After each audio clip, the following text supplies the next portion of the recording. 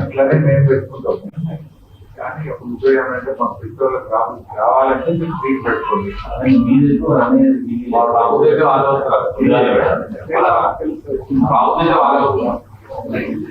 కొన్ని అర్థం చేసుకోవాలి, పరస్పర సహకారం కాదు కదా.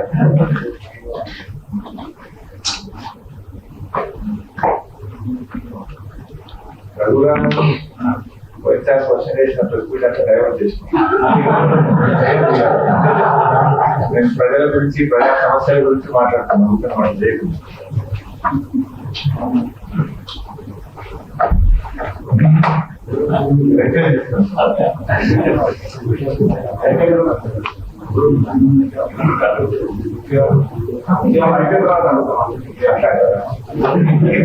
టాపిక్ పోతుంది. మన మొత్తం పడుతుంది.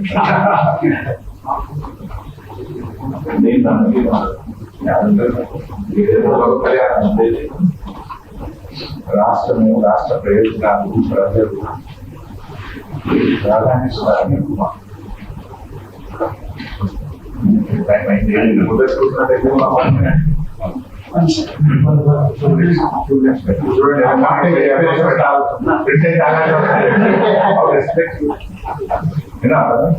మీకోసం ఎంత రెస్పెక్ట్ ఇస్తున్నారు.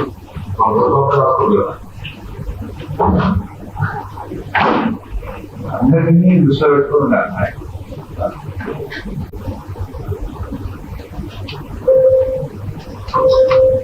పెట్టారు 5 నిమిషాలు ఉండేదే కదా, 5 నిమిషాలు లేదండి.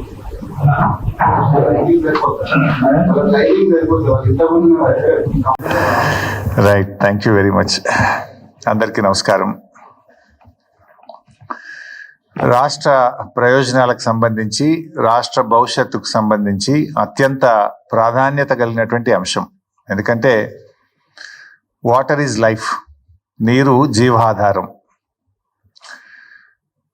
దేశాల మధ్య, రాష్ట్రాల మధ్య పోరాటాలు, యుద్ధాలు జరుగుతాయంటే నీళ్ళ కోసం జరిగిన సందర్భాలు ఎన్నో ఉంటాయి. నీరు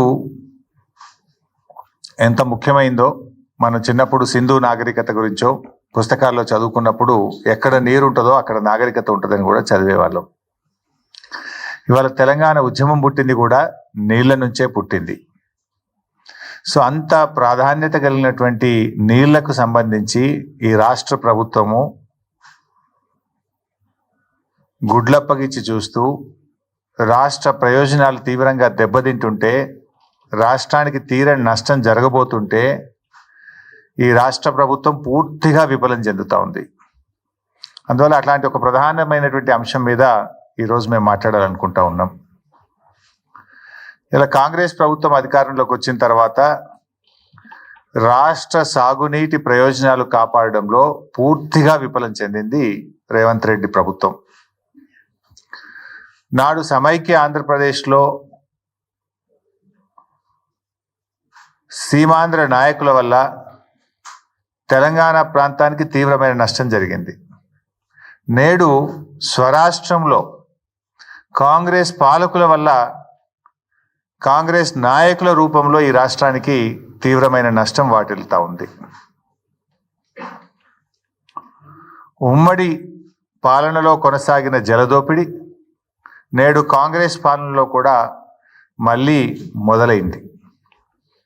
ఆనాడు ఉమ్మడి రాష్ట్రంలో కూడా ఇదే తెలంగాణ కాంగ్రెస్ నాయకుల చేతగాంతనం వల్ల, ఇదే తెలంగాణ కాంగ్రెస్ పార్టీ నాయకుల యొక్క పదవుల కోసం పెదవులు మూసిన తీరు వల్ల ఆనాడు స్వరాష్ట్రంలో తీవ్రమైన నష్టం జరిగింది. నేడు కూడా మరి గురుదక్షిణ చెల్లించుకుంటున్నారా, పదవులు కాపాడుకోవడానికి